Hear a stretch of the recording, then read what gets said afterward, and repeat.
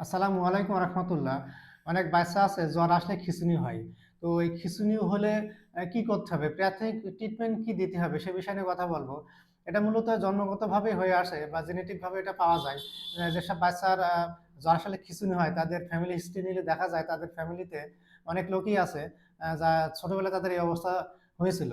তো সেক্ষেত্রে যাদের খিঁচুনি হয় মূলত জ্বর আসলেই আপনারা প্যারাসিটামল সিরাপ খাওয়াই দেবেন। পাশাপাশি সিডিল নামে যে ট্যাবলেটটা পাওয়া যায় বাজারে, এটা সব ফার্মেসিতেই পাওয়া যায়। তো এই সিডিল আপনারা কিনে নেবেন, নিয়ে বাসায় রাখবেন অবশ্যই।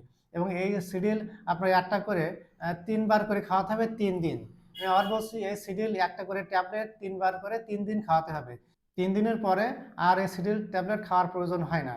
সেক্ষেত্রে আপনাদের যাদের বাচ্চাদের জ্বর আসলে খিঁচুনি হয় অবশ্যই তারা সাবধানে থাকবেন। কোনোভাবেই অবহেলা করবেন না। খিঁচুনি কিন্তু খুব ভালো একটি রোগ নয়। এটা হলে কিন্তু বাচ্চাদের অনেক ক্ষতি হয়। খিঁচুনি হলে কি কি সমস্যা হয় এই সমস্যাগুলো পরবর্তী ভিডিও নিয়ে আপনাদের সামনে হাজির হব। ততটা ভালো লাগলে অবশ্যই শেয়ার করবেন।